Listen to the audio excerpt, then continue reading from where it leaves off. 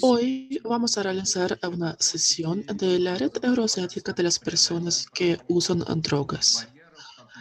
El tema de esa sesión es cómo superamos los límites legales, los límites de falta de acceso al tratamiento, etcétera, etcétera. Antes de empezar, quiero dar algunos anuncios administrativos sobre todo. Primero, en cuanto a la interpretación.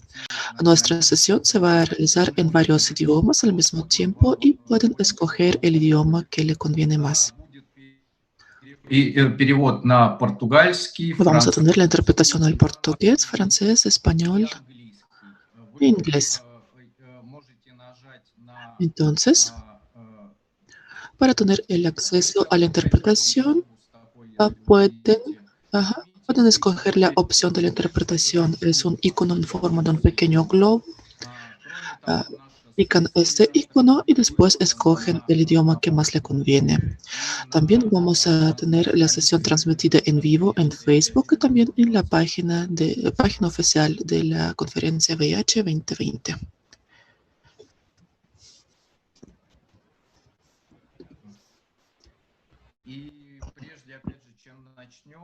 Antes de empezar, quisiera mencionar unas reglas y pautas de participación muy importantes. En esa sesión vamos a trabajar con una política de tolerancia cero para cualquier tipo de intimidación, acoso, etc. La sesión ofrece un espacio seguro y neutral para compartir conocimientos, experiencias, habilidades en una manera mutuamente respetuosa. Todos somos diferentes y es muy importante respetar los límites y los derechos de los demás. Esa política aplica para la conferencia en sí y también en las redes sociales.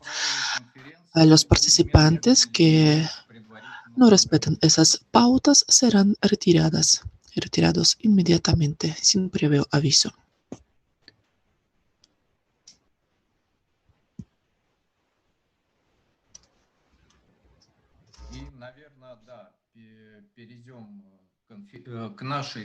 Bueno, vamos a empezar nuestra sesión.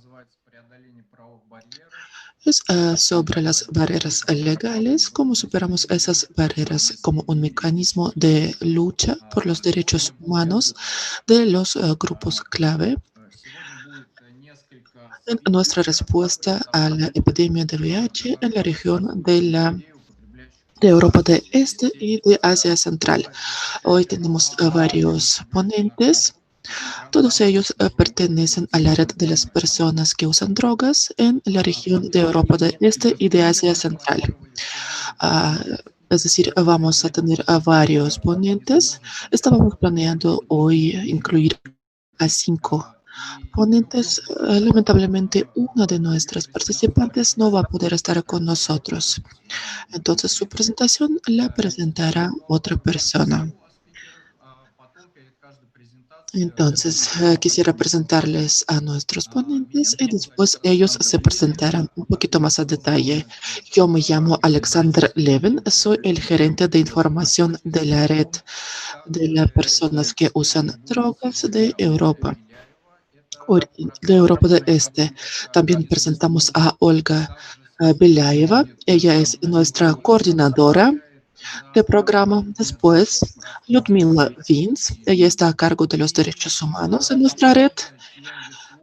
El último ponente es Iván Anoshkin, también miembro de nuestra red. Es un defensor de los derechos humanos que trabaja muchísimo en Rusia, luchando por los derechos de las personas que usan drogas, la realización de sus derechos humanos, su acceso al tratamiento, etc. Y también quisiera mencionar otras pautas de participación, otras reglas. Si tienen preguntas para nuestros ponentes o en cuanto al tema de nuestra sesión, pueden usar la opción aquí abajo, debajo Abajo en la pantalla pueden ver la sección de preguntas y respuestas. Ahí es donde pueden dejar su respuesta. Yo la voy a leer y la voy a dirigir a la persona correcta. También pueden escribir sus preguntas, sus impresiones de la sesión, intercambiar sus opiniones en la ventana de chat de nuestra conferencia, de nuestra sesión más bien. También, si quieren hacer una pregunta personalmente, pueden usar la opción de levantar la mano. Usan esa opción, yo veré que usted tiene una pregunta y entonces le daré la oportunidad de hacerla. Ahora, pueden hacer las preguntas a lo largo de toda la sesión, pero vamos a tener una pequeña sesión de preguntas y respuestas después de cada presentación. Vamos a tener unos 20 minutos. Al terminar con todas las presentaciones es cuando también podrán hacer sus preguntas. Bueno, dicho eso, vamos a empezar con la primera presentación. Yo soy el autor.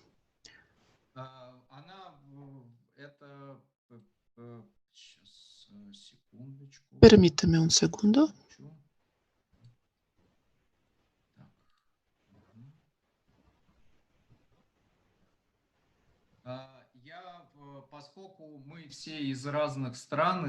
Debido a que todos nosotros provenimos de diferentes países, de diferentes regiones, es importante dar una pequeña introducción a nuestra sesión, contar un poco sobre la región de Europa de Este y Asia Central, cómo es, con qué problemas nos enfrentamos como grupos clave y en particular las personas que usan drogas.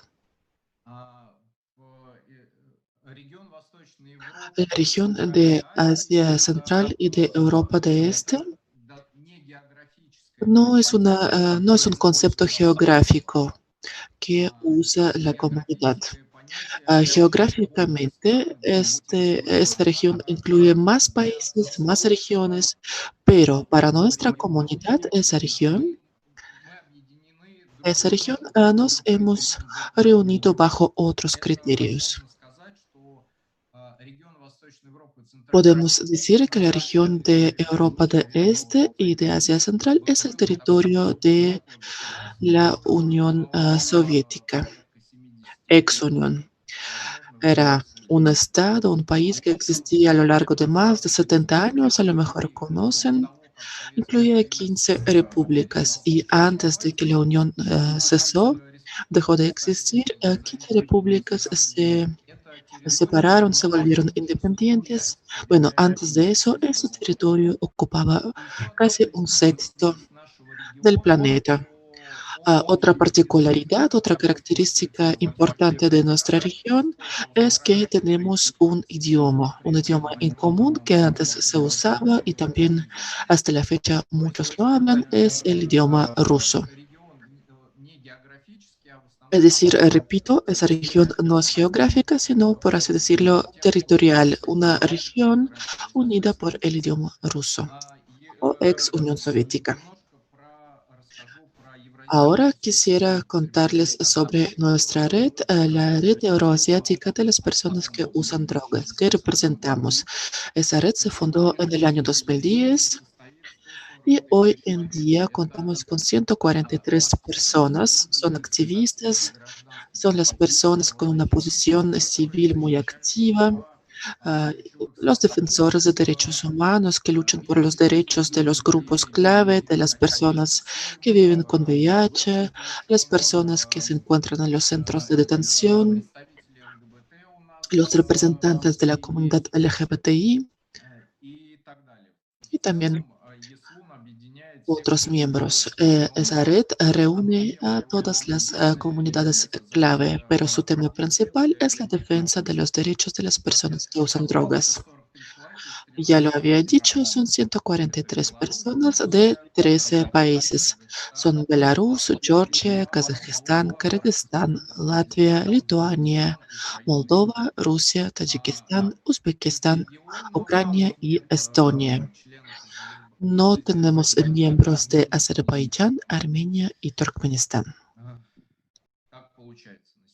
Bueno, Esa es la есть situación hoy en día. Y también tenemos miembros rusoparlantes de Alemania. Es un grupo bastante grande. Son los refugiados de nuestra región, de los países de la ex Unión Soviética, que se vieron obligados a migrar, a irse de nuestros países debido a las persecuciones, a la violación de sus derechos. No tenían el acceso a la terapia para el VIH o, bueno, estaban bajo amenaza de los cargos penales debido a la legislación que existe en cuanto al uso y consumo de drogas. ¿Cuál es nuestro propósito? Es representar los intereses de las personas que usan drogas, movilizar las comunidades y ser una plataforma para la comunicación y apoyo mutuo. Esa es nuestra misión, como la hemos formulado. Nos hemos reunido para ayudar uno al otro, para que se escuche nuestra voz en cuanto a la lucha por nuestros derechos y en contra del estigma y violación de los derechos en los países de Europa de Este y Asia Central. Y ahora quisiera mencionar los problemas, las barreras con las cuales nos enfrentamos en nuestra región y las cuales representan el problema o el reto en nuestros países. La primera barrera es la criminalización de las personas que usan drogas. La segunda es un nivel insuficiente o falta de acceso a la terapia. ah, la tercera barrera es la reducción, más bien falta del financiamiento para el programa de reducción de los daños. Y tercero, falta de recursos para la respuesta al VIH y tuberculosis, hepatitis, y etcétera.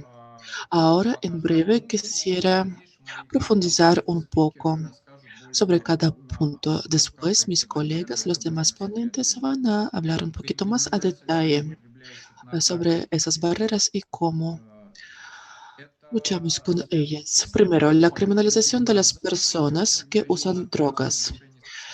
Está relacionado con la política de la criminalización que existe. eh, es a veces la única manera de reaccionar de parte de nuestras autoridades enfrentando ese problema, por el más mínimo que sea el consumo. Eso nos demuestra que a lo largo de los últimos años la criminalización y el castigo solo se vuelven más severos. Como castigo se aplican unas multas impresionantes, el encarcelamiento y a veces incluso la muerte, am, ah, digamos, la pena máxima que es la muerte. En Belarus, por ejemplo, dentro del Código Penal, la pena de muerte como castigo o como consecuencia que se aplica como castigo a las personas que usan drogas. Todavía existe y, bueno, no hemos podido cambiar esa situación. Y bueno, el miedo a esas represalias, a esos castigos, detiene a las personas en su búsqueda de tratamiento. Eso aumenta el riesgo de contagio del VIH, tuberculosis, hepatitis viral y otros riesgos para la salud. La situación es aún más grave en los centros de detención, en las cárceles y sobre todo para las personas que usan las sustancias psicoactivas nuevas o sintéticas. El siguiente punto es, bueno, la siguiente barrera es la falta o el nivel insuficiente ah, para obtener el tratamiento, para obtener la terapia. En muchas regiones, la terapia de sustitución opioide está prohibida. En Rusia, en Kirguistán, en muchos países de nuestra región. Esos programas reciben el financiamiento de los donadores internacionales y existen en su forma piloto, lo cual no satisface y no abarca el número de las personas que necesitan esa terapia. La calidad de los medicamentos, bueno, es muy baja. La gente, bueno, los excluyen del programa por cualquier falta que cometen y esa terapia no se aplica a las personas en los centros de detención, en las cárceles, etcétera. Y muchas veces esas personas se encuentran ahí debido a su uso de drogas. La tercera barrera es el nivel bajo o falta de financiamiento para los programas de reducción de daños. El nivel de las inversiones en la región sigue siendo muy bajo. Sufrimos de falta de recursos para realizar los programas dirigidos a las personas que consumen drogas. Y bueno, durante los últimos años hemos sufrido también una fuerte reducción por parte de los donadores internacionales. Se suponía que el financiamiento internacional, bueno, se aplicaba para el programa piloto y después los estados tenían que retomar ese financiamiento, lo cual no sucedió. El problema es más actual que nunca debido al COVID-19. Muchos puntos de apoyo se cerraron y las personas quedaron sin servicios. También la política de represión hacia las personas que usan drogas ahora pone a las personas a mayor riesgo porque sufrimos de crítica, de persecuciones, etcétera, lo cual aún aumenta el nivel de adicción, el nivel de, bueno, de esa problemática, porque el sentido práctico de esos programas para nuestro estado, para nuestro país, todavía no queda muy claro. Y bueno, debido a falta del programa de reducción de daños, obliga a las personas a compartir los materiales que usan para su consumo, lo cual provoca aún otra ola de contagios. La cuarta barrera son las barreras legales. En cuanto al acceso a los servicios de VIH, hepatitis viral y tuberculosis. Bueno, nuestras comunidades siguen sufriendo de estigma y de discriminación. Las políticas, las leyes siguen siendo bastante imperfectas en cuanto al VIH, hepatitis viral y tuberculosis. Esas personas normalmente no tienen bien claras sus derechos o muchas veces sienten que no tienen ningún derecho. Sienten que el tratamiento para sus diagnósticos no es una obligación del Estado, sino una especie de don o regalo. También el nivel de conciencia de los trabajadores médicos, de los doctores y la enfermería. Como muchas veces nuestras autoridades todavía no entienden, no concientizan el problema, el Estado no nos provee las medidas adecuadas y la reacción para poder ayudar a las comunidades y los grupos clave para lidiar con los problemas. Es decir, que hasta la fecha estamos en una guerra de oposición.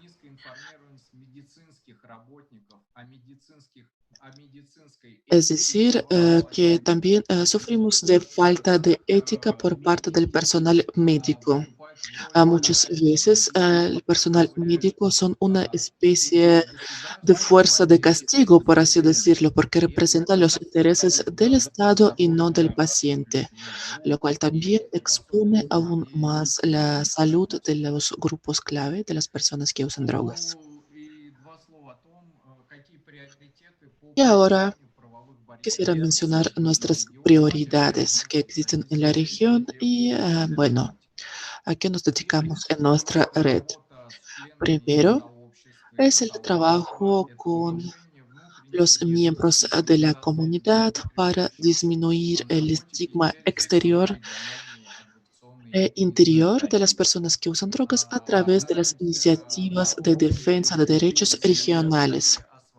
Tratamos de hablar sobre nosotros, sobre nuestros derechos, realizamos diferentes campañas, reuniones, conferencias para hablar sobre nuestra vida, sobre las barreras a las cuales nos enfrentamos y que existen.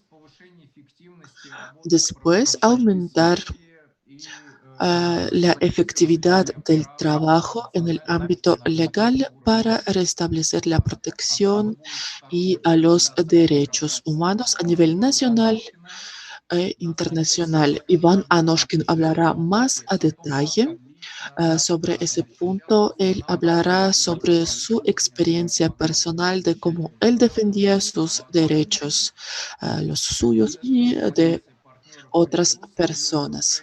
El tercer punto es la movilización de los socios y de los recursos para mejorar el acceso para las personas que usan drogas a los servicios de calidad. Nos referimos a la reducción de riesgo de daños, terapia ARV, terapia de sustitución, etcétera. Y también concientizar el consumo de las drogas para los trabajadores legales y médicos. Bueno, esa es una pequeña introducción para que ustedes entiendan cómo está compuesta nuestra región, con qué problemas nos estamos enfrentando y cómo superamos esas barreras. Ahora quisiera mostrarles un pequeño video, una pequeña película para presentar a nuestros activistas de nuestra red para que ellos les cuenten cómo está su situación, qué es lo que están haciendo dentro de la red. El video, por favor.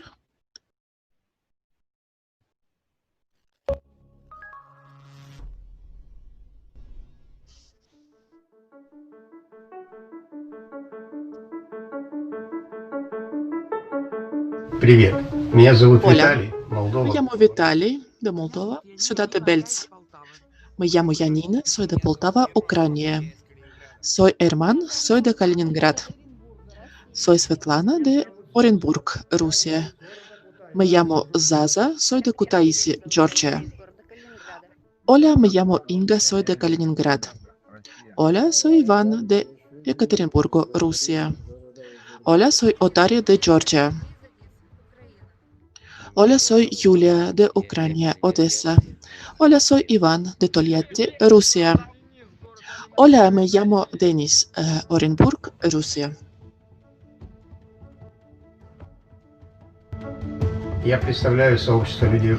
Yo represento la red, la comunidad de las personas que usan droga. El grupo Pulse nos dedicamos a la defensa de los derechos humanos. No nos importa quién es la persona. Si sufre de violación de sus derechos, debemos protegerle. Desde el año 2004 estoy trabajando en los proyectos de reducción de daños. Trabajo con las personas que usan drogas. Yo también tengo mucha experiencia en cuanto al uso de drogas. Soy adicta. Soy participante del programa de la terapia de sustitución y soy líder de la comunidad de las personas que usan drogas en mi región. Me dedico a la defensa de los derechos humanos de las personas que se encuentran en los centros de detención. Yo soy miembro del grupo Становление. Nosotros apoyamos a las personas que se encuentran en una situación difícil y también ayudamos a las personas en las cárceles. Soy una trabajadora social y también participo en la red de las personas que usan drogas. Soy esposa y madre, pero no ha sido siempre así.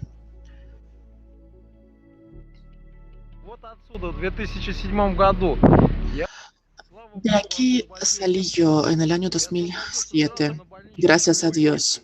Salí de aquí directamente a una camilla del hospital debido a un error médico y no quiero que sea así. Sucede que muchos de nuestros clientes se enfrentan a la violación de los derechos humanos en los centros de detención, en las cárceles. Ahora tenemos varios casos estratégicos de las personas que siguen en los centros de detención o se acaban de liberar.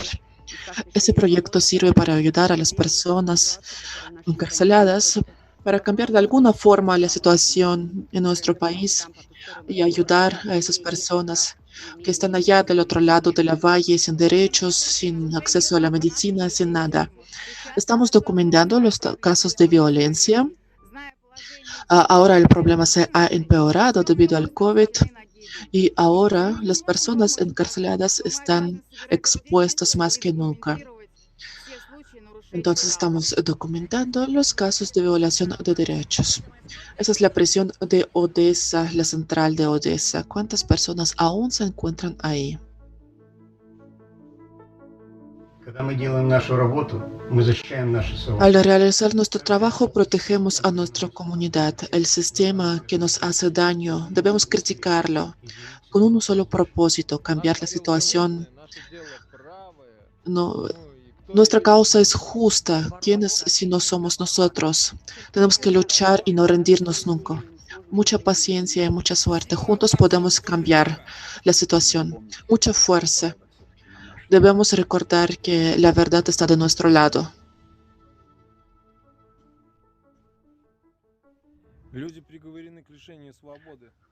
Las personas están sentenciadas, pero no a la muerte.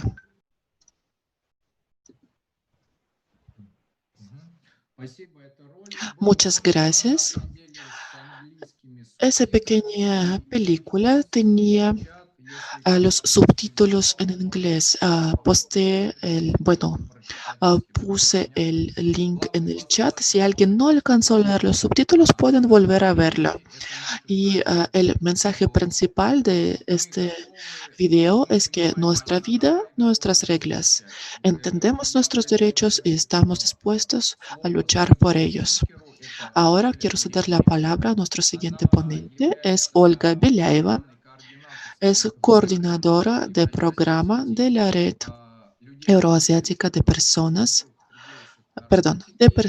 que usan drogas.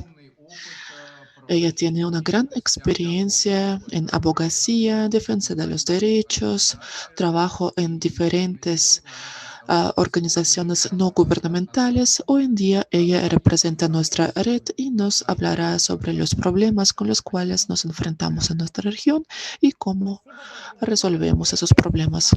Hola, buenos días, estoy aquí con ustedes. Tenemos muchos participantes, muchos oyentes, tenemos preguntas ya. Entonces quisiera empezar. Contestando la pregunta, ¿quién necesita los datos que estamos reuniendo?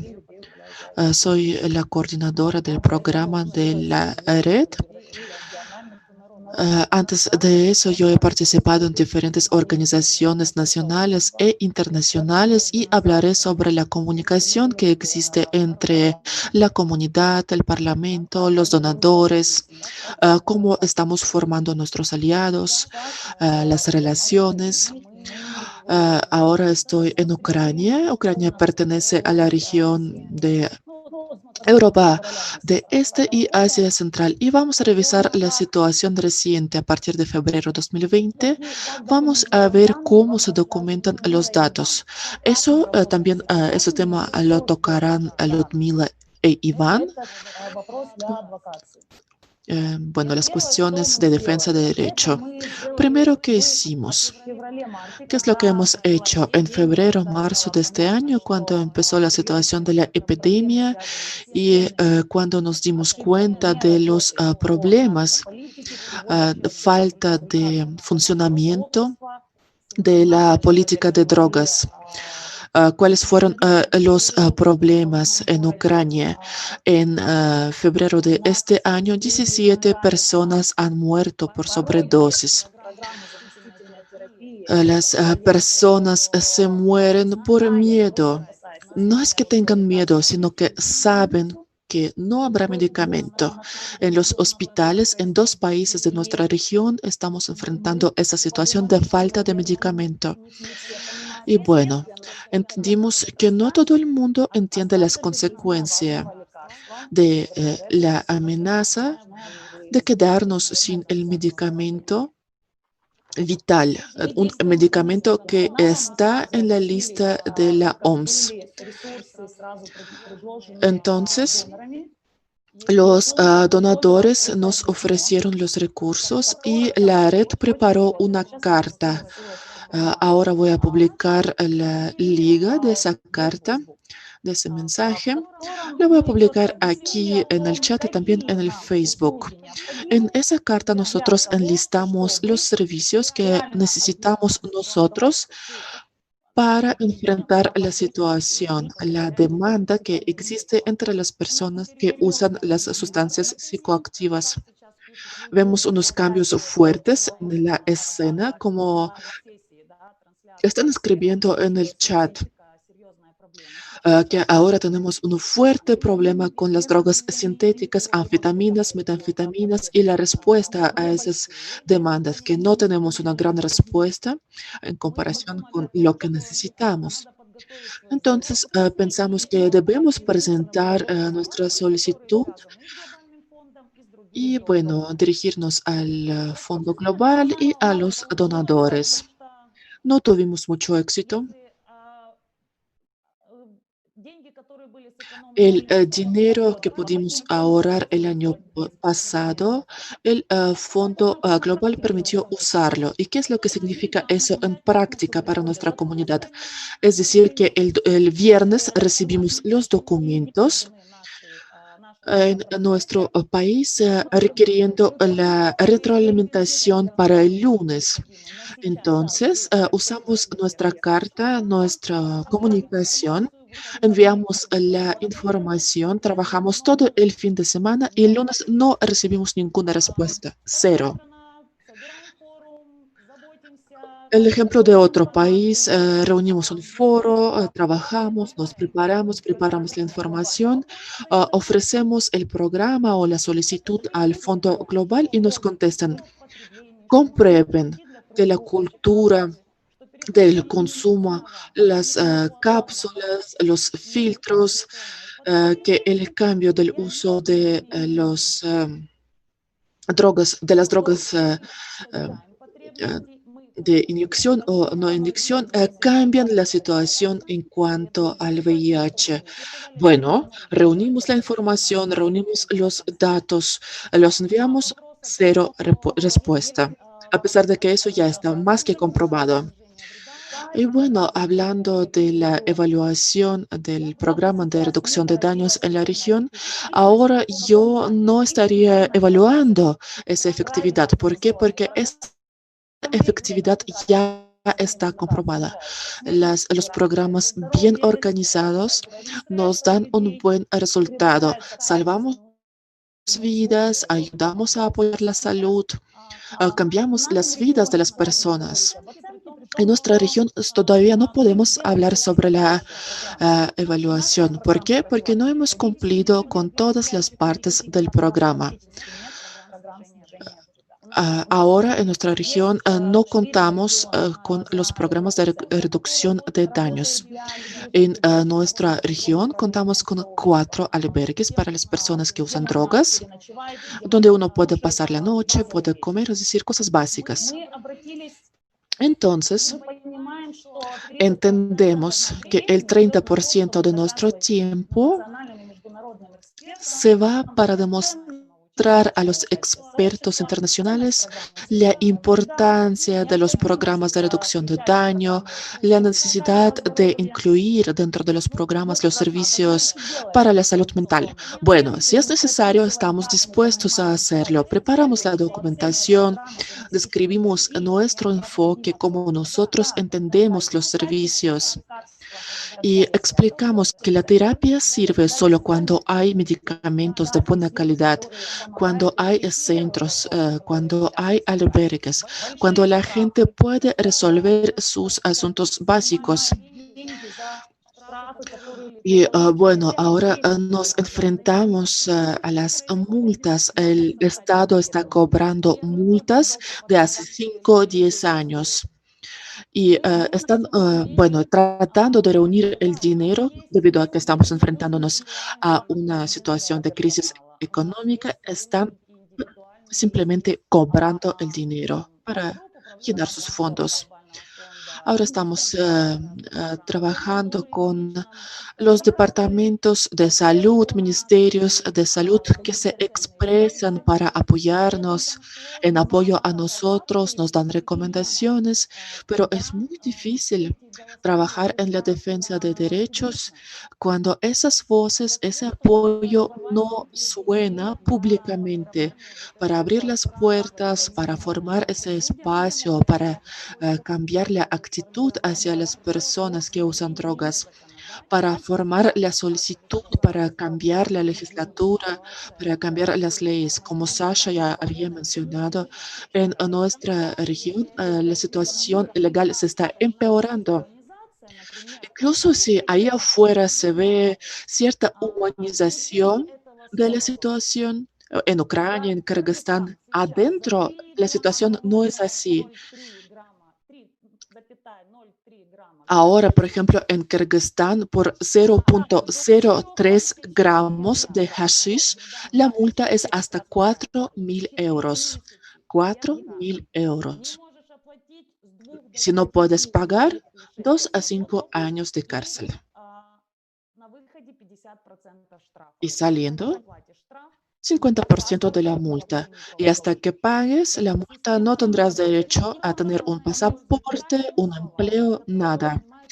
Es decir, que el sistema está usando las palabras correctas, que ahí afuera se entienden diferente que adentro. Estamos viendo las puertas a nuestros aliados. ¿Quién está listo para hablar sobre nuestra política de drogas, las represiones que existen en nuestros países, en nuestra región, quienes están dispuestos a hablar seriamente? Ahora, ¿cuál es la situación últimamente? Estamos trabajando en línea la planeación estratégica. Estamos trabajando con el fondo de Elton John, UNICEF, el Fondo Global. Todo el mundo nos está inventando, está hablando de que debemos trabajar juntos. Sí, tenemos cierta aportación. Decimos, ustedes nos habían prometido el 30% de todo el dinero dirigido a la prevención del VIH para apoyar a las comunidades. Hace 2 años los países firmaron ese documento, así que por favor, cúmplanlo. Llévenlo a cabo. Estamos hablando con el Fondo Global, les decimos, por favor, dedíquense al cambio de la política de drogas. Existe un meta-análisis de diferentes investigaciones aleatorias. Se tomaron en cuenta 115 investigaciones en diferentes países del mundo y el 89% de esas investigaciones comprobaron la relación que existe entre la criminalización y la infección VIH. No hay nada que comprobar, solo debemos trabajar. En cuanto a la planificación estratégica, presentamos una recomendación a nuestros socios, nuestros donadores y aliados en cuanto a la, digamos, la red subregional de cómo organizar los servicios en cada país. O sea, cómo es igual de importante que qué hacer. Nos reunimos con el señor Kazachki. Nuestras reuniones se llevan a cabo de la siguiente forma. Primero nos comunicamos todos los miembros de la red, reunimos las preguntas, organizamos una sesión para contestar esas preguntas. Una persona, un representante da una especie de introducción. Entonces hablamos, platicamos, discutimos y bueno, hemos realizado ese trabajo. Reunimos nuestros puntos básicos más importantes, vimos las rutas que podemos tomar para trabajar en nuestra región, en nuestros países, tomando en cuenta la situación actual y que no podemos cambiarlo así de un día para el otro. Entonces hemos realizado ese trabajo y nos enfrentamos con la siguiente situación. Ahora estamos reuniendo los datos en cuanto a la existencia de los medicamentos en los almacenes y su fecha de caducidad. En Moldova, en febrero, hubo un riesgo de interrupción de la terapia de metadón. Ellos adquirieron el medicamento en un país vecino. Y bueno, eso nos preocupa mucho. Queremos saber cuánto medicamento tenemos, durante cuánto tiempo nos va a servir y cómo podemos organizar el suministro. Una parte del programa es que el medicamento debe responder a todos los requisitos. Y ahora, bueno, estamos trabajando con la República de Moldova, con otros países, reuniendo los datos para tener esa información verídica, esa información honesta para poder comunicar a nuestras personas, a nuestras comunidades, cuál es la situación. Es, eso nos aterra muchísimo. Cuando entras a la página y te dicen, es la última vez que recibes tu medicamento porque ya no hay más. A muchas personas nos preocupa esta situación. Cuando preparamos ese documento, esa carta, y cuando la enviamos a través de diferentes espacios públicos, mi expectativa era que alguien de las organizaciones nacionales y regionales me llamaría y me diría, sí, gente, los vemos, entendemos su situación, vamos a priorizar, vamos a ver cuáles son los recursos, qué es lo que se necesita para apoyar las comunidades. En general, los miembros de nuestra red trabajan de forma voluntaria, tomando en cuenta que tenemos que cumplir con una tarea imposible, ser invisible dentro del país debido a las políticas de represalias y al mismo tiempo ser visibles para que nos vean, para que nos contesten. Bueno, trabajamos en estas capacidades, aprendemos cómo llevar a cabo las acciones, las campañas, cómo podemos ser visibles para que entiendan y vean a nuestras necesidades, nuestros objetivos, nuestros derechos. Ahora estamos preparando una reunión con la Oficina Regional del Fondo Global para revisar cuál es su visión y quién es el que está esperando los datos de nuestra comunidad, cómo está funcionando el sistema de retroalimentación. Estamos invirtiendo los recursos en la elaboración de los documentos, en la capacitación, en la recopilación de datos. Ahora debemos prestar atención al propósito. ¿Para qué estamos reuniendo esos datos? Y debemos organizar un trabajo de calidad con los aliados.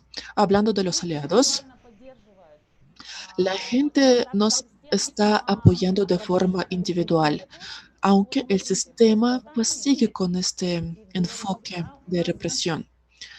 En Kazajstán, en Belarus, sea que sea la situación, debe haber el acceso al medicamento, a la terapia. Durante el coronavirus, la gente tenía miedo de decirle a su médico de cabecera que tenían fiebre porque sabían que no hay medicamentos en la clínica, en el hospital. Esa situación ya lleva 10 años y nada ha cambiado durante el coronavirus.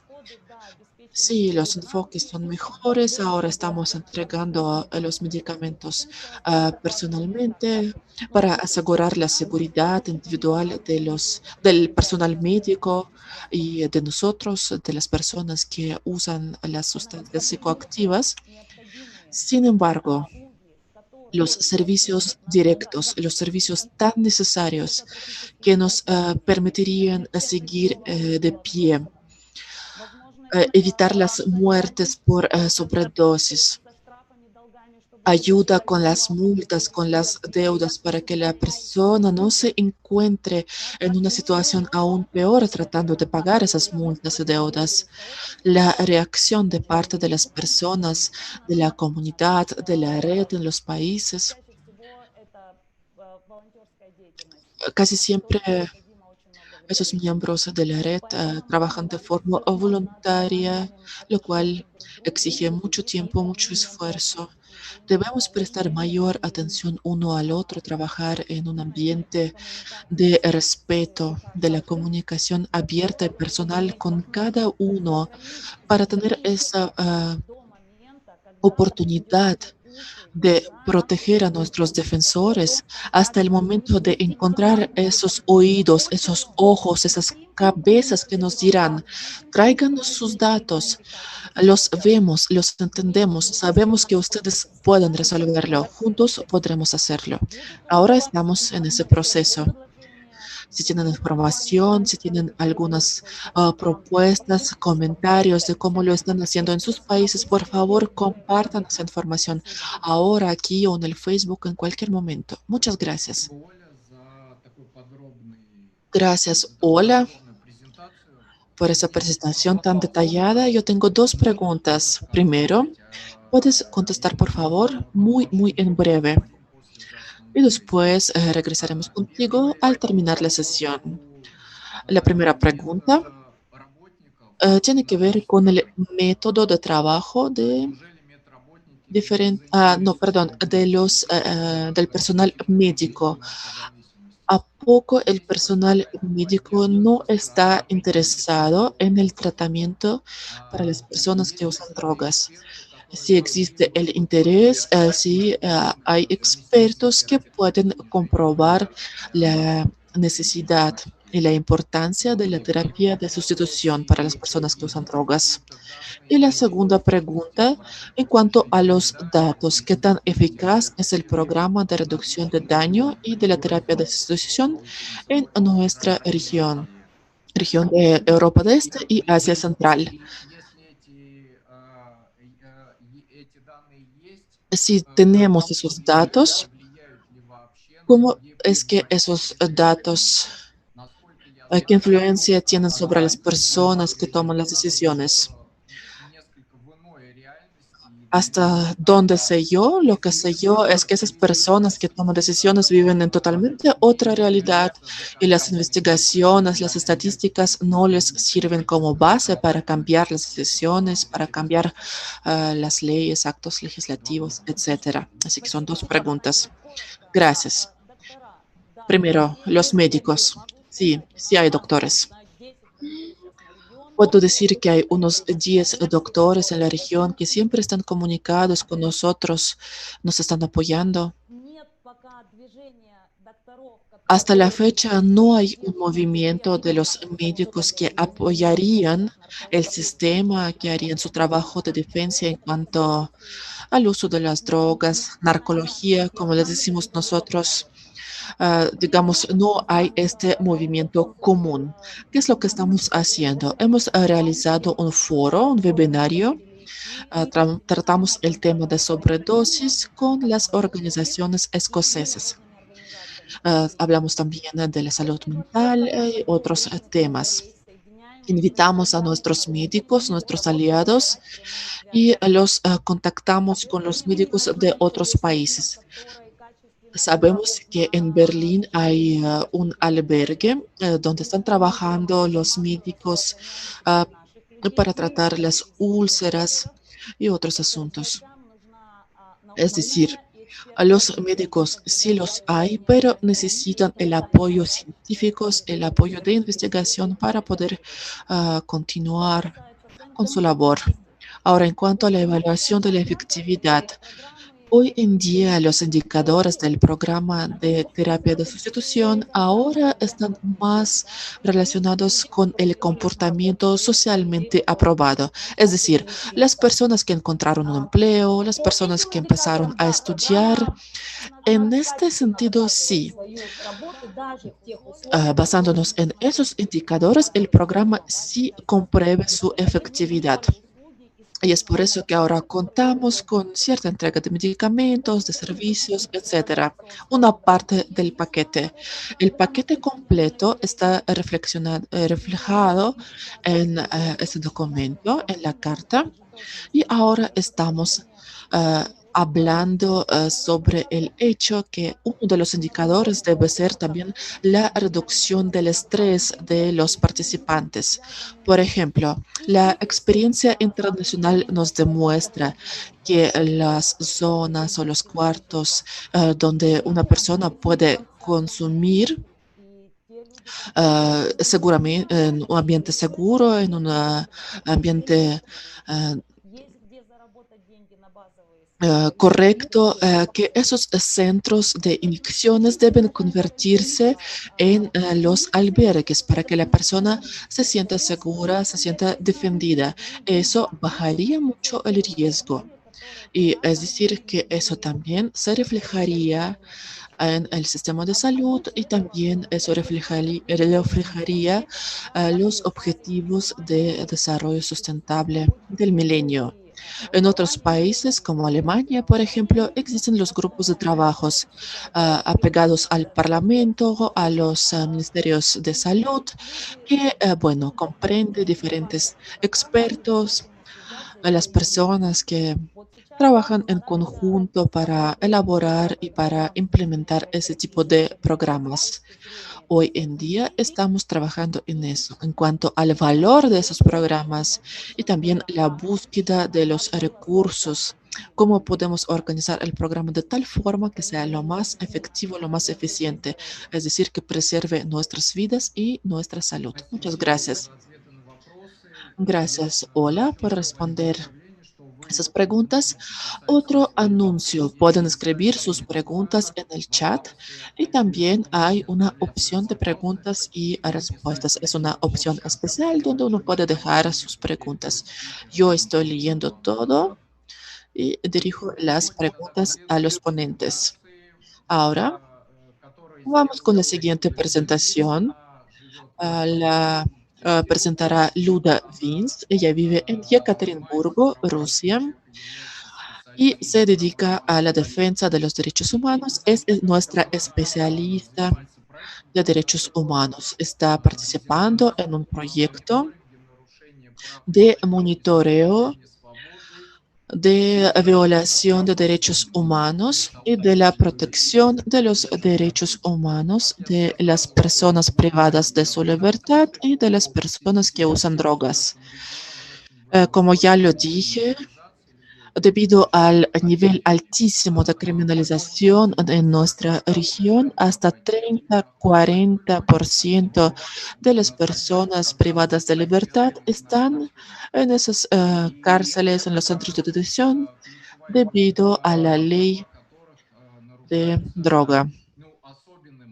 Esa es una violación de derechos humanos particular y para nosotros, para la red, para los activistas, para los defensores de derechos humanos, este trabajo es de mayor prioridad porque esa gente no tiene posibilidades, no tiene mecanismos para defender sus derechos dentro del sistema de reclusión. Ellos necesitan ayuda, necesitan a la gente allá afuera que podrían ayudarles. Entonces les doy la palabra a Luda. Muy buenos días. Es un gusto saludar a los participantes de la conferencia de parte de la Red Euroasiática de Personas que Usan Drogas. Me llamo Ludmila Vins. Soy especialista en defensa de derechos humanos. Hoy vamos a hablar sobre el proyecto de nuestra red que ya lleva 2 años realizándose. El proyecto se llama Salud y Derechos de las Personas en el Centro de Reclusión. Se lleva a cabo a lo largo de los últimos 2 años en 6 países. Esos países son Bulgaria, Kosovo, Rusia, Moldova, Georgia y Ucrania. El propósito o el objetivo de este proyecto es mejorar los indicadores básicos de salud para las personas que viven con VIH, las personas que usan drogas dentro de los centros penitenciarios, basándonos en las recomendaciones de la OMS y la ONU. El tema de ese proyecto es la vida cotidiana de las personas, los consejeros de ese proyecto. Todos nosotros somos las personas que usan drogas y estamos aquí para luchar por nuestros derechos.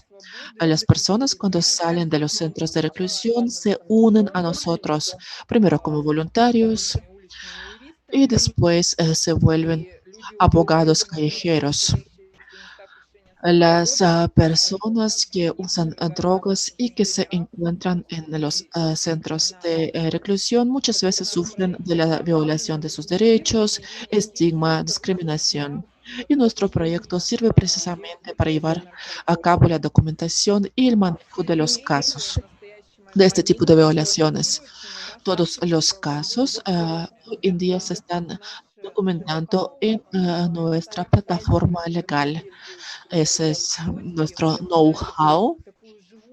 Hemos creado una plataforma viva, una plataforma en línea donde estamos reuniendo todos los casos documentados de violación de derechos.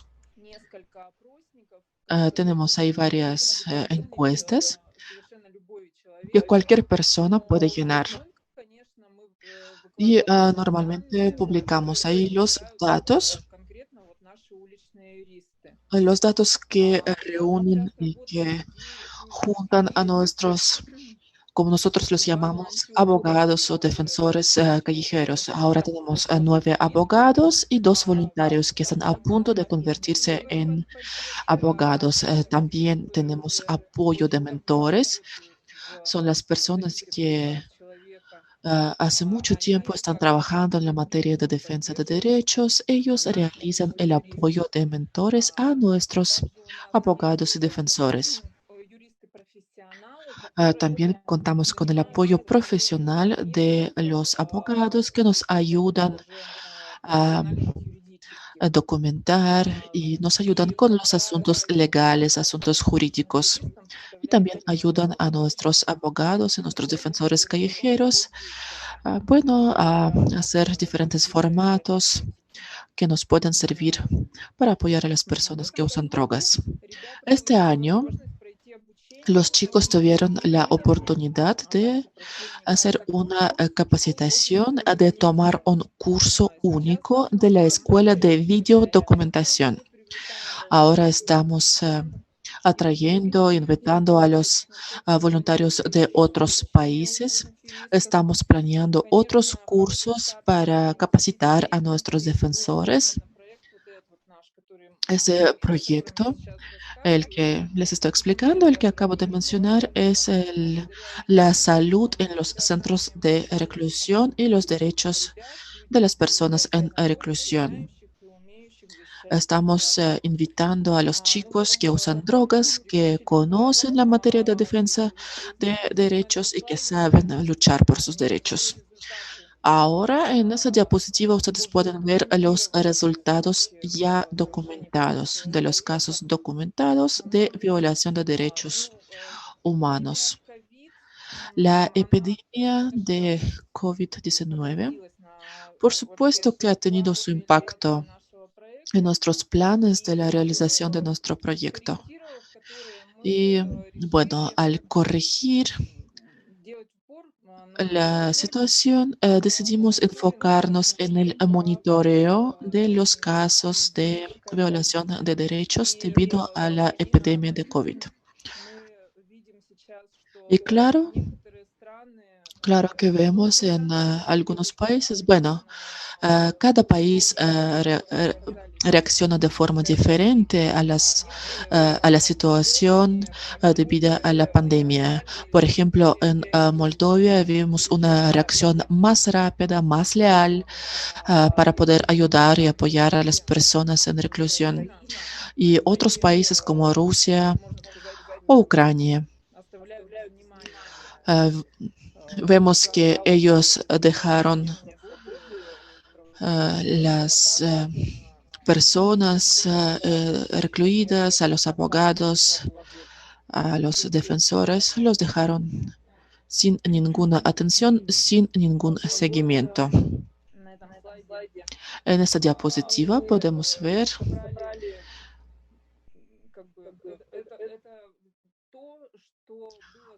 bueno, por así decirlo, esos son los puntos o tesis de lo que hemos documentado a lo largo de los últimos 3 meses. Es decir, que las personas recluidas, las personas internas, no tienen ni siquiera sus cosas básicas.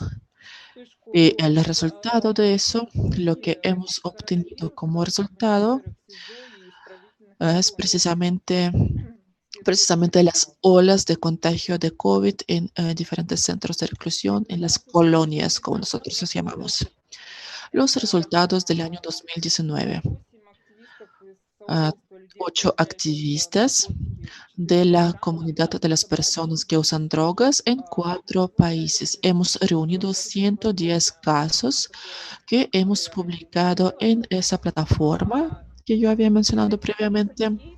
Y de esos 110 casos, 6 se volvieron casos estratégicos.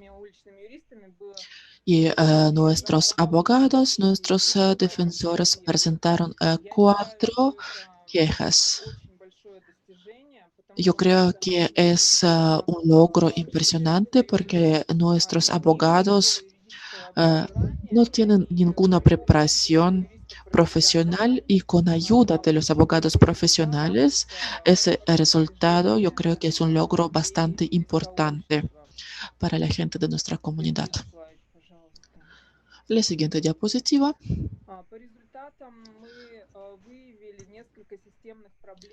Hemos detectado varios problemas. Es la falta de acceso o dificultad de acceso en los centros de reclusión para las personas que viven con VIH o las personas que usan drogas. Esto está muy relacionado con el problema que ha existido a lo largo de muchísimos años en reclusión, también en libertad, que es la falta ah, de acceso a los servicios, al apoyo, ayuda a las personas que usan drogas o las personas que viven con VIH. El siguiente problema es la falta de acceso a, digamos, apoyo legal o a la justicia. Ese problema existe para toda la comunidad. Sufrimos de mucha discriminación hacia las personas que usan drogas. Existe esa idea de que si tú tienes cierta adicción, debes estar en la cárcel. Esa idea vive en la sociedad, prevalece sobre el sentido común incluso, y muchas instancias que deberían de ayudarnos a preparar la documentación para las personas que, por ejemplo, sufren de alguna enfermedad y que se enfrenta a esa situación de reclusión. Entonces, el sistema judicial, las autoridades, desgraciadamente, no cumplen esos requisitos legales y básicamente dejan a esa persona a morir en reclusión. Estamos, bueno, llamamos a ese problema, am, ese problema lo llamamos que uno está básicamente dejado a morir detrás de las vallas, porque la persona que tiene algún diagnóstico, si es que llega a un centro de reclusión, bueno, está destinada esa persona a morir ahí. Y el tercer problema es la falta de acceso a los analgésicos a la hora de la reclusión. Con ese problema nos estamos enfrentando en todos los países. Si la persona está retenida por 3, 4 horas, un día, 2 días, dependiendo del caso, dependiendo del tipo de delito que ha cometido o falta que ha cometido, no contamos con este sistema, con este canal de comunicación que nos permitiría tener esa reacción rápida y oportuna para poder atender las necesidades de la persona que usa drogas y proveerle este acceso a los analgésicos. En Rusia la terapia de sustitución está prohibida y si una persona en estado de abstinencia llega a la estación policíaca, ahí no recibirá ningún tipo de ayuda, por supuesto. La siguiente.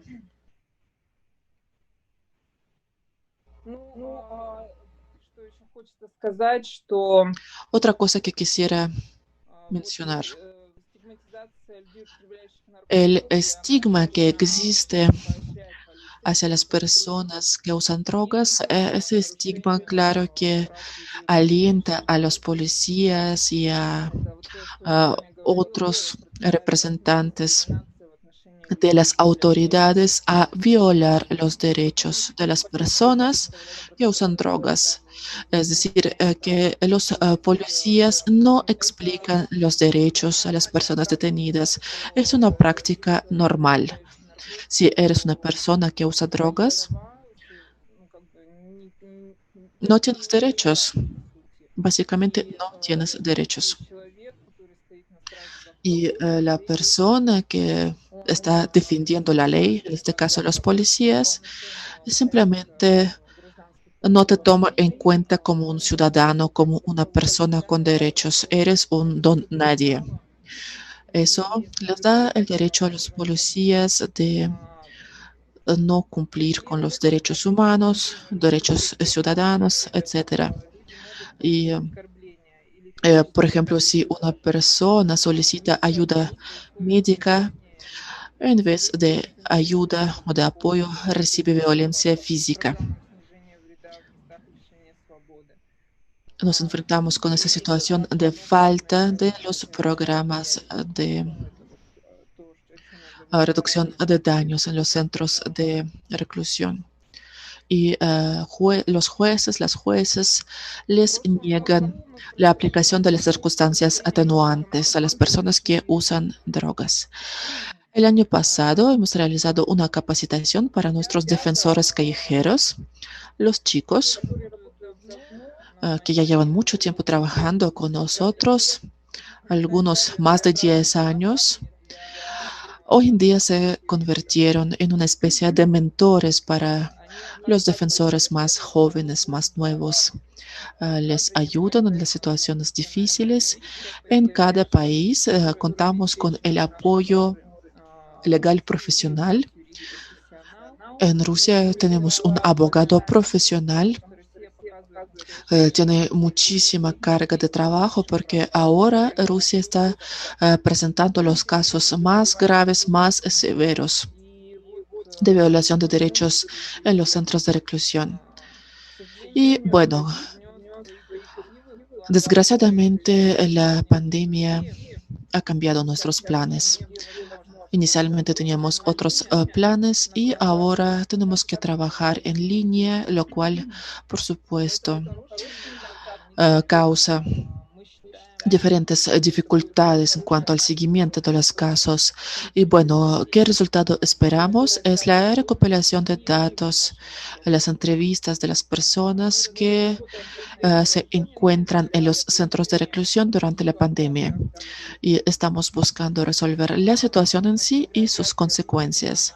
Aquí en las fotos ustedes pueden ver a nuestros chicos en diferentes países que ahora están bueno, que han formado un equipo muy fuerte, muy unido. Yo creo que es un logro muy grande que las personas que usan drogas salen a defender sus derechos y los derechos de otras personas. Es todo de mi parte. Dos preguntas, Luda. Dos preguntas y seguimos. En cuanto a la presentación y su actividad, la primera pregunta es bastante retórica. ¿Por qué en el pleno año 2020, con un financiamiento importante dirigido al tratamiento del VIH en nuestros países, por qué el acceso al tratamiento del VIH en los centros de reclusión sigue siendo un problema?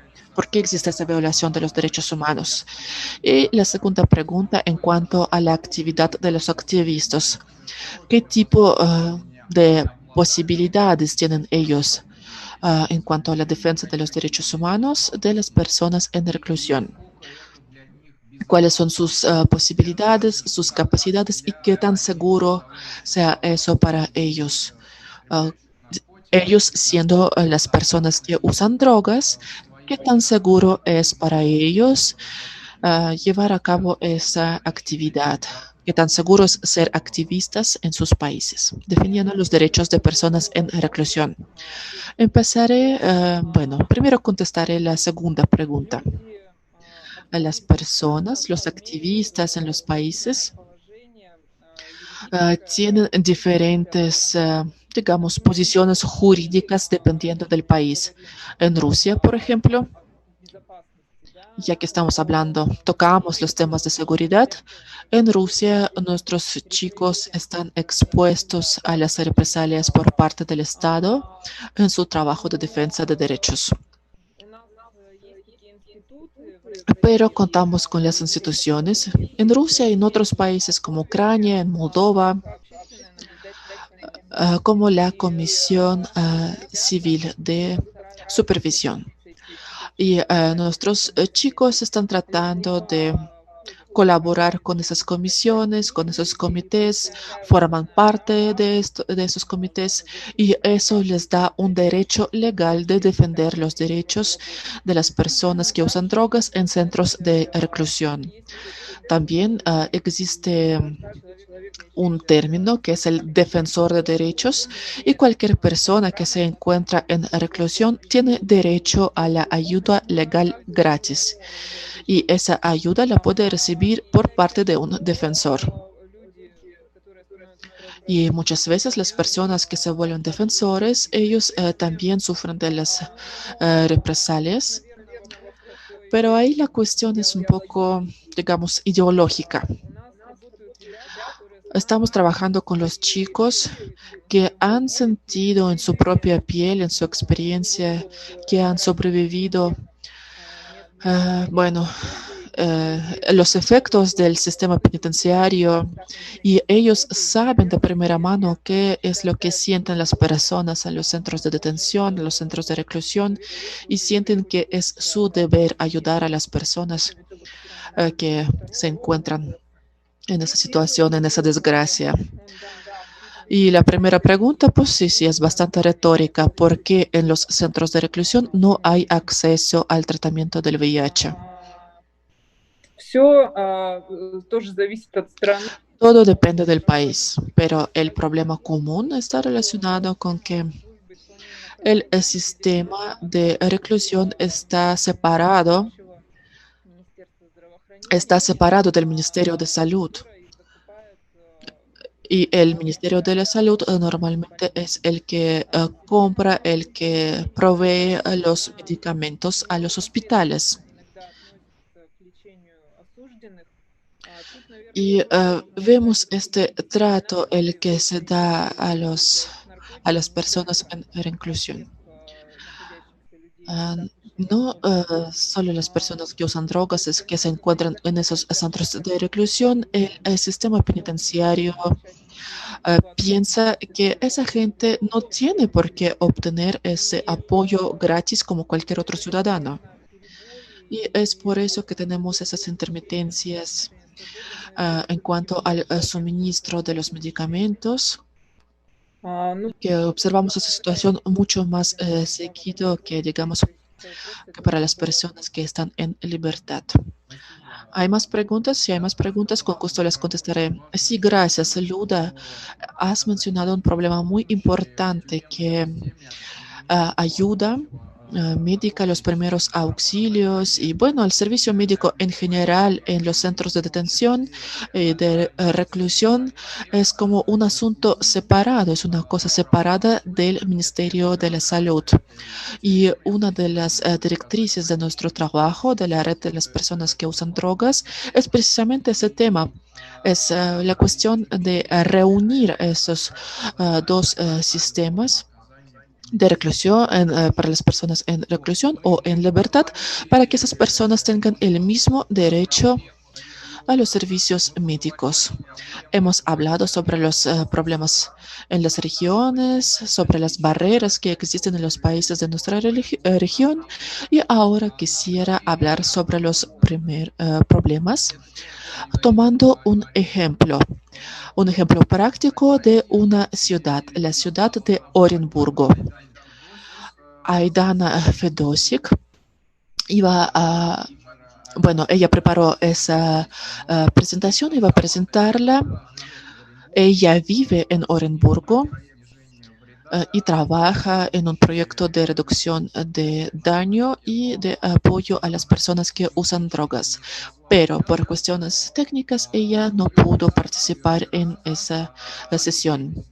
Entonces, esa presentación y esta, digamos, historia, la narrativa sobre su proyecto, sobre la prevención y el cuidado de las personas que viven con VIH, las personas que se encuentran en reclusión y usan drogas.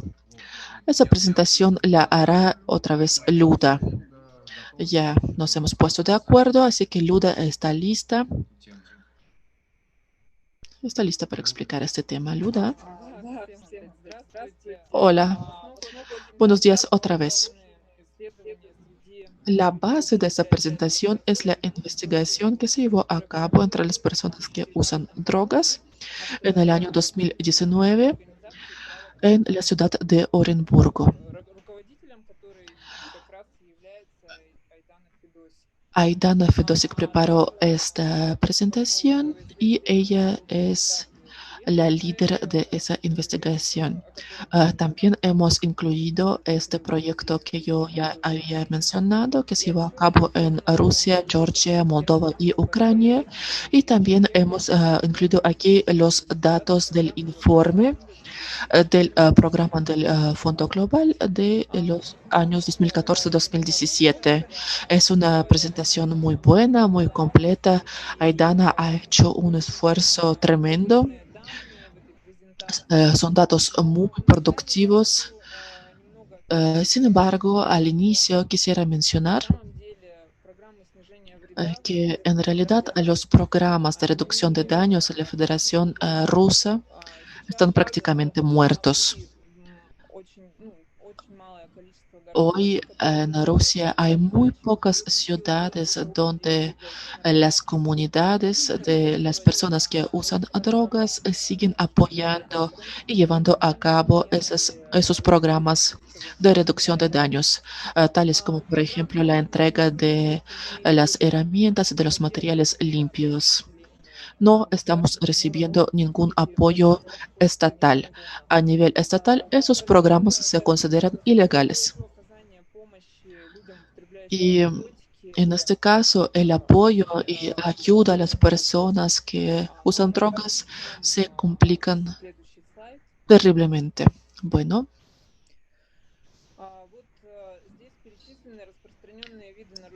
aquí podemos ver diferentes tipos de barreras y de violencia a las cuales se enfrentan las personas que usan drogas. Bueno, la primera barrera, el primer problema es evidentemente los arrestos ilegales sin ningún fundamento. La policía es la que más estigma impone y la que más discrimina a las personas que usan drogas.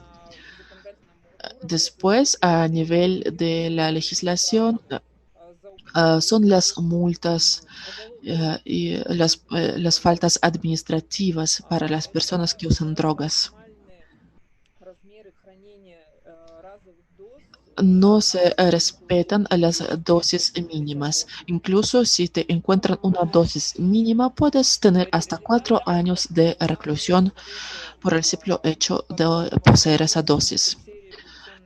Ahora, la rehabilitación también es una cosa muy dudosa porque la mayoría de los centros de rehabilitación están bajo, digamos, pertenecen al sector privado o usan el programa de 12 pasos. Pero esos centros de rehabilitación son muy pocos y las personas se ven obligadas, en caso si una persona decide internarse, si decide tomar la rehabilitación, están obligadas a encontrarse en los centros de rehabilitación que no tienen ninguna licencia, no hay ningún control. Muchos casos legales ahora se están llevando a cabo. am, bueno, a causa de la tortura, la situación de tortura, de violencia, de agresión que existen en esos centros. Los directores de esos centros alegan que esa es la forma de tratar las adicciones. Incluso las personas, otras personas que usan drogas también, bueno, son, digamos, actores importantes en cuanto a esa violencia y agresión. Ahora, el programa de reducción de daños, que es intercambio de jeringuillas, de agujas, es un componente importante, pero no suficiente para lograr los objetivos. Yo ya había mencionado esa parte. En muchos casos simplemente no contamos con los programas de reducción de daños y el programa del Fondo Global, desgraciadamente, tendrá un alcance muy, muy pequeño, muy reducido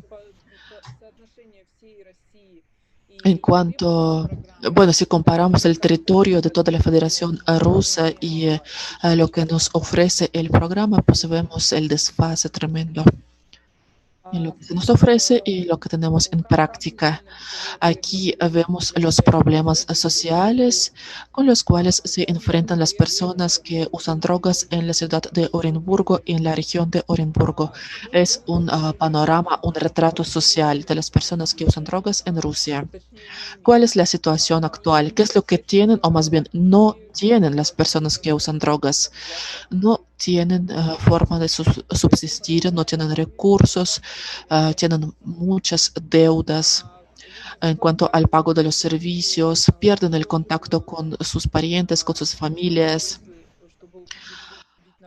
Muchas veces no tienen documentos, pierden sus documentos o los cambian por una dosis. Muchas veces diferentes empresas ilegales les compran o más bien intercambian sus documentos por drogas. Por ejemplo, en mi caso, yo conozco personalmente a varias personas a las cuales les estoy ayudando. Ahora tienen deudas más de 4 millones de rublos porque vendieron su pasaporte a alguna empresa legal y básicamente les colgaron todas las deudas, todos los impuestos de estas empresas. Y es un problema tremendo porque con 4 millones de deuda, uno se encuentra en una situación donde pierde totalmente todos los derechos. Gran parte de esas personas no tienen una vivienda permanente. Se encuentran en la situación de la calle, no conocen qué derechos tienen, no saben si pueden pedir algún beneficio, algún apoyo gubernamental. Eso también bueno, se aplica a las personas que tienen hijos o las personas solitarias, por ejemplo, los adultos mayores que se encuentran, que viven solos. La siguiente diapositiva. Также социальные службы, Los которые servicios sociales que normalmente deberían de ayudar a las personas en una situación difícil, muchas veces se niegan a tomar estos casos problemáticos por diferentes razones. Puede ser a falta de documentos, es un asunto bastante burocrático. Por ejemplo, viene la persona a solicitar algún beneficio, algún descuento, algún apoyo económico a una institución gubernamental y le contestan, le dicen que, bueno, necesita tal documento que a priori esa persona no puede tener, no puede presentar porque es una gran barrera para una persona que usa drogas. O a la persona se le niega falta de conocimiento, a falta de información o aprovechando esa falta de conocimiento legal de la persona, le dicen, no, tú no caes en ninguna categoría de las personas a las cuales nosotros damos apoyo social o usan este enfoque discriminativo, alegan mencionando el hecho que la persona usa drogas y por eso se le niega el apoyo, se le niega cualquier tipo de ayuda. De todas las personas que hemos preguntado, a las cuales hemos incluido en esa investigación, tenemos el 58% de diagnóstico de hepatitis C, después 51% VIH y tuberculosis 12%.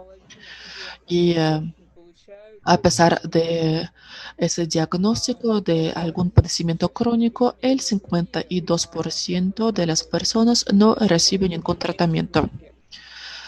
Porque también hemos observado que el 50% de los casos, las personas que sí recibieron la terapia tuvieron efectos secundarios.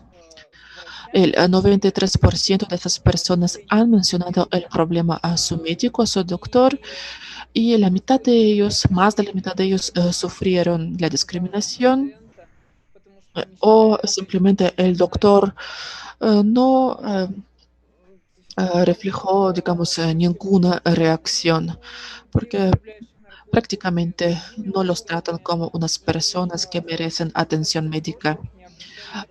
También de las personas que participaron en la investigación, más del 70% contestaron que tienen problemas con sus venas, problemas renales, hepáticos y так далее. Porque las personas que usan drogas no solicitan ningún apoyo médico, ningún servicio médico. Bueno, esta situación existe no solo en la región de Orenburgo, sino en toda la Federación de Rusia, porque la gente teme las consecuencias legales. Temen que su diagnóstico, el hecho de que ellos usan drogas, no se respetará la confidencialidad, que todo el mundo se enterará de esa situación y también muchos de ellos simplemente no saben dónde pueden dirigirse para obtener apoyo.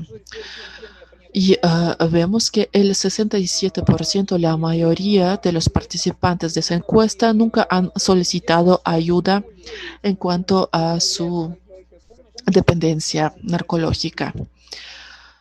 Muchos porque temen que habrá consecuencias legales. Ahora, los problemas sociales y legales, el derecho a la salud en los centros de detención, reclusión. Esto ya lo hemos tocado, ya he hablado bastante a detalle.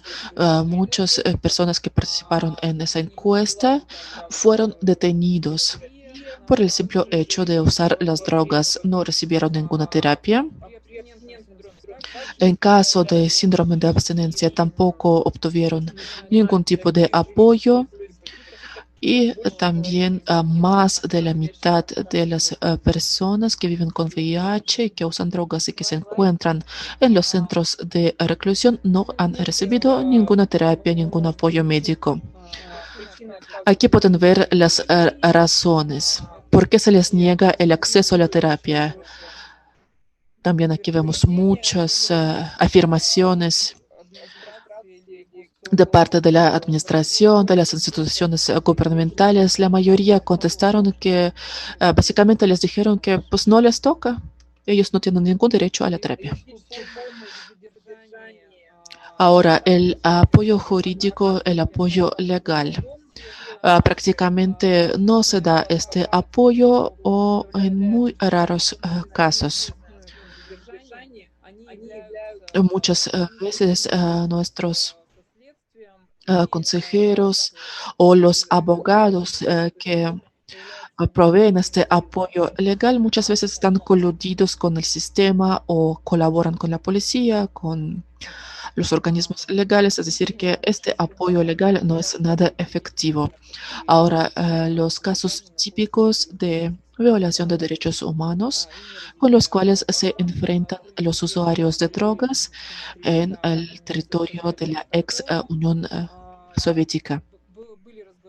No se les explica cuáles son sus derechos, los detienen por más de 3 horas, no se les da el acceso a la terapia, a los servicios médicos, etcétera.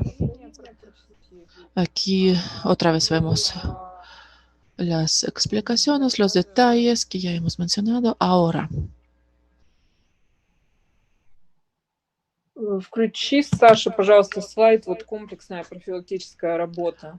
Podemos, por favor, ver la diapositiva del trabajo de prevenciones, la diapositiva Да, número 18. я расскажу, раз Ok, времени остается мало, ya que tenemos poco профилактика tiempo, заболеваний quiero hablar среди sobre la profilaxis o la prevención de комплексная los профилактическая работа– padecimientos.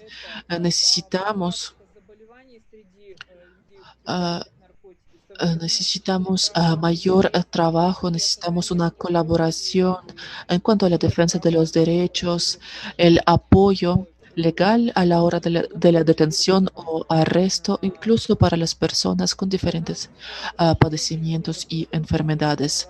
Работы Desgraciadamente no contamos con различные este компоненты, trabajo en conjunto, которые оказывают solo contamos con взаимодействие, algunos которые componentes que координируются между собой nos без permiten diferentes servicios. No hay ninguna colaboración, no hay работы ninguna по conexión. разным El programa de существует только los один defensores callejeros, esos programas no están tan bien desarrollados en Rusia, solo existen en algunas regiones y desgraciadamente hasta la fecha no vemos ningún progreso то есть en сейчас cuanto a esta данные situación. какие-то Ahora организации existen которые diferentes, работают digamos, organizaciones, в diferentes рамках proyectos muy separados проекта снижения вреда que здоровью abarcan населения. algunos componentes del programa de la disminución de riesgos, pero no contamos con un acompañamiento completo para las personas que usan drogas en Rusia.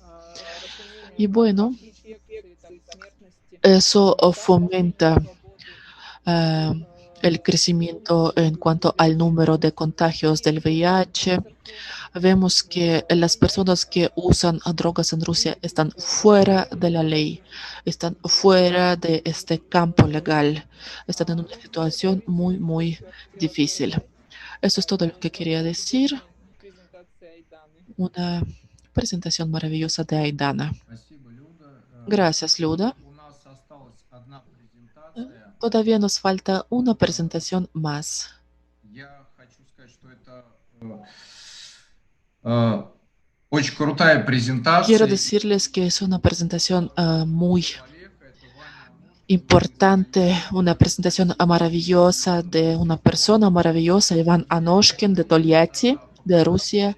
Toda su vida es una muestra de la fuerza de voluntad, la fuerza del espíritu. на самом деле Es возможно un indicador de защищать свои que права и es возможно realmente добиваться posible defender результатов tus derechos, в es этой posible борьбе, lograr resultados en esta несмотря lucha, ни на что, даже если a твоим pesar de todo, противником incluso si tu enemigo es el Estado, системе в es el виде sistema полиции и так penitenciario, далее. es la policía, son los Вот. defensores del derecho, Давайте del sistema legal del país, очень много etcétera. и от Iván вас representa nuestra red каких y él результатов nos добился contará в sobre su своем vida, активизме. qué es lo que ha hecho y Ваня, cuáles resultados ha logrado en su activismo. Iván, Ваня.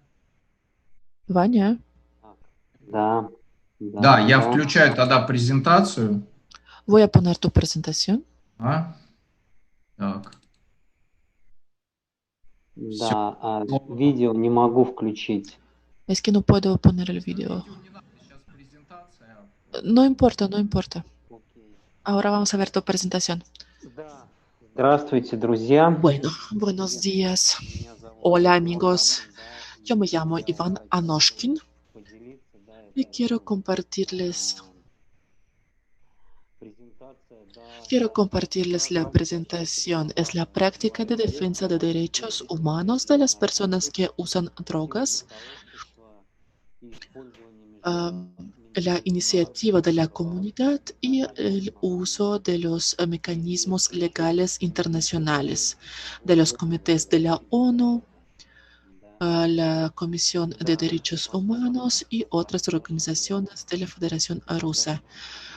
Gracias, gracias Sasha por ayudarme con la parte técnica. Bueno, la historia de mi vida. En esta foto pueden verme a mí hace 10 años, 10 años atrás.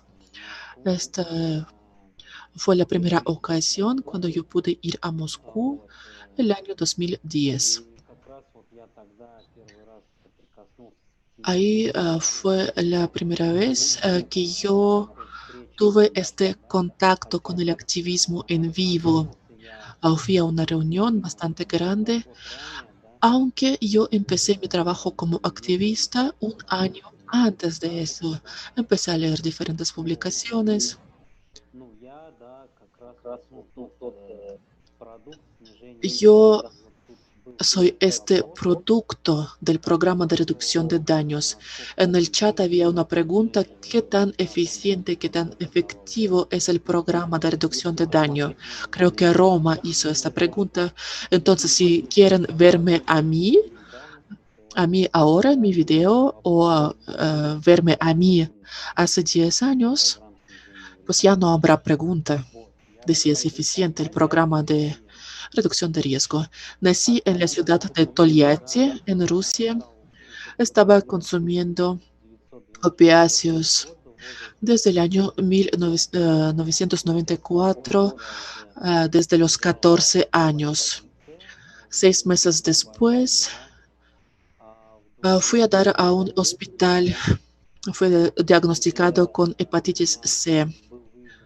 Y en el año 95 ya descubrí mi diagnóstico de VIH. Varias veces tuve tuberculosis pulmonar.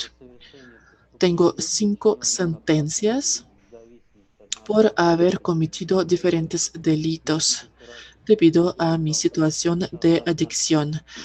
He intentado varias veces atender mi adicción en diferentes establecimientos estatales y privados, con diferentes métodos permitidos en la Federación Rusa.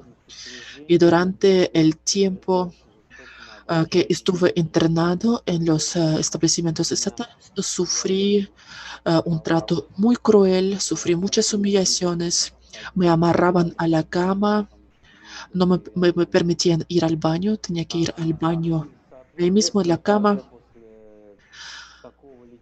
Y cada vez después de este tratamiento, regresaba yo al consumo de drogas. Salía del establecimiento y volvía a las drogas. Esa es la foto, es mi hijo. Yo tengo 4 hijos. Es mi hijo más chiquito. Desde el año 2010 yo soy miembro de la Organización de Defensa de Derechos Humanos, APREL, que funciona en la ciudad de Tolyatti. Es cuando yo conocí el programa de reducción de daños y decidí vivir. Hoy en día soy el agente internacional, también soy miembro del Foro Ruso de las personas que usan drogas, que se basó en el mecanismo civil de la Federación de Rusia de monitoreo de reforma de la política de drogas. También soy miembro de la red de las personas que usan drogas. Soy el jefe de las diferentes organizaciones de personas que usan drogas. Soy casado y tengo hijos.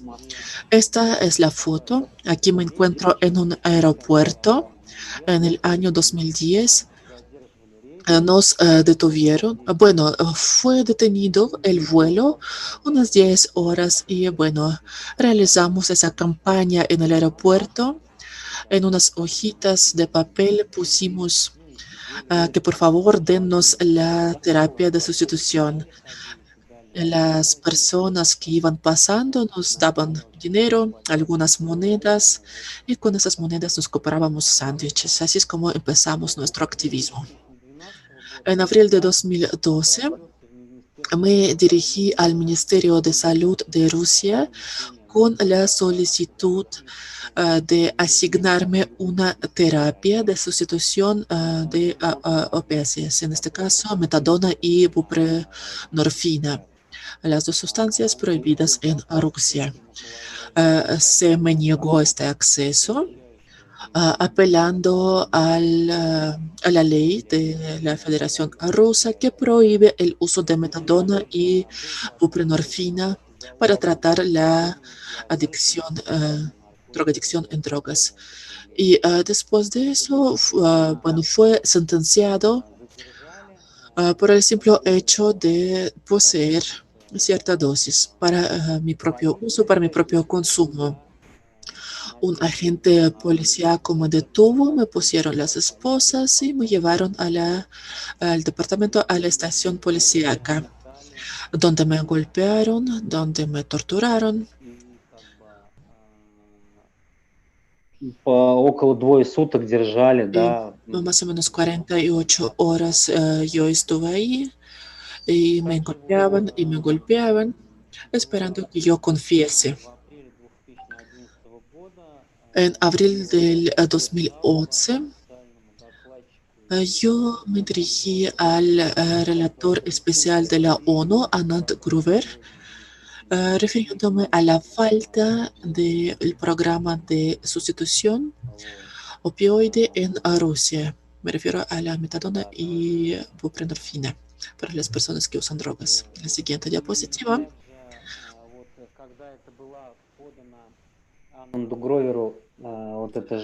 Cuando mandé esa solicitud, esta queja a Anand Gruver, hemos reunido una rueda de prensa en la ciudad de Tolyatti. Había muchos participantes, mucha resonancia y muchísimas publicaciones siguen surgiendo, las pueden encontrar en internet. Y casi siempre la reacción era la misma. Aquí pueden ver un screenshot, una toma de pantalla de una de las publicaciones en los medios de comunicación. Aquí dice, nos hemos topado con una noticia bastante interesante. Un drogadicto local está reuniendo a los oyentes para contarles que a él y a otros pobrecitos hay que darles drogas gratis. Y abajo está la foto que dice, muérete, estaremos mejor sin ti.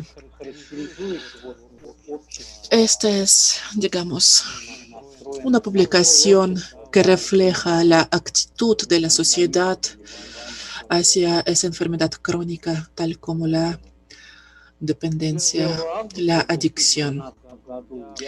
El 1 de agosto del año 2013 me dirigí a la Corte Europea de Derechos Humanos.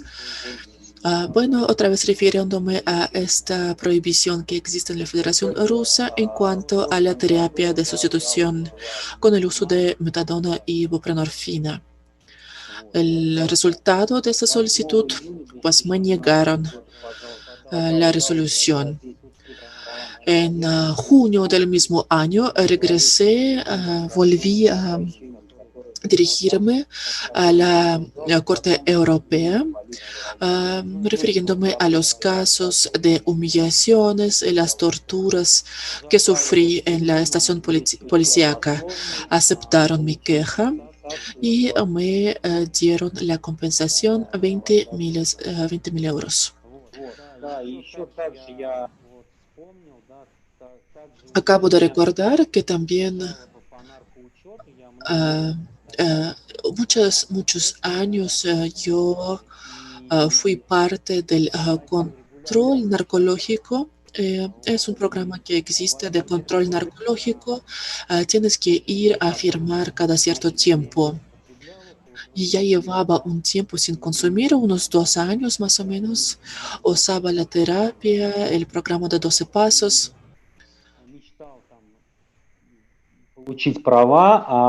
Yo soñaba con volver a tener mis derechos, tener mi licencia de conducción. En Rusia, si eres parte del control narcológico, no tienes derecho a tener la licencia de conducir. Y bueno, una de las visitas ya estaba totalmente limpio durante 2 años. El doctor me dijo que la prueba, el análisis anterior, había arrojado la presencia de los cannabinoides en mi sangre. Bueno, se provocó muchísimas emociones en mí. El doctor no quiso escucharme, entonces ellos decidieron prolongar el control narcológico. Yo no estaba de acuerdo, apelé a la corte Un año después me dieron de baja de este control narcológico y yo envié esta queja, esta solicitud a la Corte Europea de Derechos Humanos. Yo encontré una forma, encontré una base para poder apelar. También en el año 2013, nuestra organización ha llevado a cabo el día 19 de mayo, que es el Día Internacional de Lucha con SIDA. Estábamos caminando por toda la ciudad, entregando los materiales, los folletos, los preservativos. Наш маршрут был там возле парка. Nuestra ruta estaba planeada para pasar por la calle donde estaba el cine, el teatro de cine, y nos paramos justo enfrente del Fuego Eterno. Fuego Eterno es un monumento a las víctimas de la Segunda Guerra Mundial. Y bueno, nuestra comunidad es bastante variada, es bastante diversa, y dentro de nuestra comunidad, dentro de este grupo que estaba caminando por las calles ese día, había dos chicos que presentaban la comunidad LGBT. Y bueno, hizo muchísimo ruido, mucho escándalo el hecho de que estos dos chicos de la comunidad LGBT dejaron los preservativos en el monumento del Fuego Eterno. Muchísimo escándalo y bueno, apelamos otra vez a la Corte Europea. Solicitamos la resolución del caso de violación de las libertades, la libertad ¿cómo decirlo? La libertad de reunirnos, porque nuestros medios lo expresaron de la siguiente forma. Que hemos insultado los sentimientos de los veteranos de la Segunda Guerra Mundial, y bueno, hasta la fecha estamos esperando los resultados de esta apelación. En 2018 he participado en la preparación del informe para el Comité en contra de la Tortura de la ONU, en el marco de la sesión número 64 de la ONU en Ginebra. Yo presenté el informe sobre las violaciones de la Convención en contra de la Tortura por parte de la Federación Rusa. Participé también en el trabajo del proyecto de la salud y los derechos de las personas en reclusión, justamente para apoyar a las personas en reclusión, las personas en libertad, las personas que viven con VIH, que consumen drogas, que viven con VIH, tuberculosis, hepatitis y otros, en cuanto a su apoyo legal. El mayor número de los casos relacionados con la falta de proveer el apoyo médico y auxilios médicos a las personas en reclusión que viven con VIH y consumen drogas.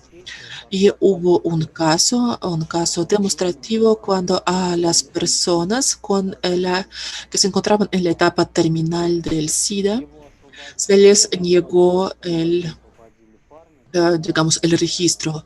El año pasado logramos liberar a uno de los muchachos, uno de los chicos, después de muchos juicios, muchas quejas, muchas solicitudes, logramos liberar a esa persona, y 6 meses después le faltaban 5 años para completar su sentencia. 5 años es muchísimo. Logramos liberarlo y 6 meses después, él murió en un hospital de tuberculosis, pero libre. Esta es la foto. Aquí somos muchos. Este es el foro de la red de las personas que usan drogas en la región euroasiática. Continuamos. ¿Y cuáles son las conclusiones de todo lo que acabo de mencionar? En la situación de violencia de los derechos humanos básicos en el país, tales como el derecho a la salud, Los miembros de las comunidades deben usar todos los mecanismos disponibles, los mecanismos legales, que es la Corte Europea, los comités de la ONU y otros. Los estados que han firmado las declaraciones, los acuerdos y las convenciones internacionales han tomado la responsabilidad de cumplir estas obligaciones. Eso no siempre funciona en el campo legal, pero siempre es una oportunidad de crear un precedente y recordarles a los estados sobre sus obligaciones y sus responsabilidades. La situación de la violencia de los derechos humanos básicos, tales como derecho a la salud, se tienen que usar todos los mecanismos nacionales, los mecanismos legales. El Estado normalmente debe garantizar el cumplimiento de los derechos básicos de la persona, pero siempre hace lo posible para no cumplir con esa obligación. Usa la falta de preparación profesional, del conocimiento de información jurídica, la situación vulnerable de los miembros de la comunidad. Tampoco eso funciona siempre, pero también es una buena forma de ayudar a las personas y de salvar vidas. Muchas gracias. Gracias, Iván. Gracias por su presentación. Gracias por todo lo que estás haciendo. Gracias por compartir todo lo que has hecho, por tu valentía. Tú no tuviste miedo de ir en contra del sistema, de llenar las solicitudes, de enviar los informes a la ONU. Para muchos eso da esperanza. Desgraciadamente, amigos, nuestro tiempo ya se está llegando a su fin. Tenemos 2 minutos más. Veo varias manos levantadas, veo varias preguntas. Vamos a hacer lo siguiente. Nos pueden encontrar en las redes. Tenemos nuestra página en el Facebook. Pueden encontrarnos. Es INPUD, Input. Pueden encontrarnos y pueden hacer sus preguntas ahí. Yo ya canalizaré las preguntas, o también pueden contactarme a través de los organizadores, o me pueden escribir al siguiente correo: sasha.levin75@gmail.com. Me mandan sus preguntas y yo las reenviaré a nuestros ponentes, a nuestros presentadores. Los pondré en contacto con ellos. Quiero agradecer a nuestros ponentes, a nuestros invitados, a todos los que se han unido a nuestra sesión. Muchas gracias por su apoyo, por su interés. Un gran agradecimiento a los organizadores de esa conferencia, de esa sesión. Entiendo que es muy complicado. Bueno, estuvimos en contacto durante mucho tiempo, mucha comunicación, mucha correspondencia. Yo no entendía cómo funcionaría eso, pero no nos dejaron, no nos abandonaron, nos dieron esa oportunidad de contar sobre nuestro trabajo, sobre nosotros. Y ahora, por favor, la conclusión, las últimas frases, la despedida. Vania, Luda, hola, por favor. Básicamente 1 minuto para despedirse. Iván, muchas gracias, amigos. Muchas gracias a los organizadores. Muchísimas gracias. Gracias a todas las personas que han participado en la organización de esta reunión. Muchas gracias por esta oportunidad. Esta oportunidad que nos permite hablar y compartir nuestras experiencias. De nuevo, muchas gracias.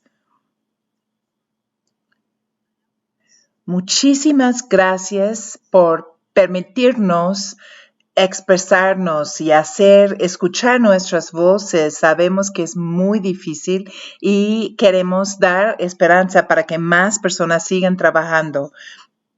Yo quiero dar gracias a todas las y los participantes de la sesión. Es una de las sesiones más importantes en toda la conferencia. Siento que hubo poco tiempo, unos pocos minutos para poder contestar todas las preguntas, pero estamos abiertos y abiertas a diálogo. Nos puede buscar en las redes sociales en input.net, anpud.net, y estamos muy dispuestos y muy interesados en seguir con este debate. Bueno, yo nada más quería dar un comentario al Parlamento de Europa.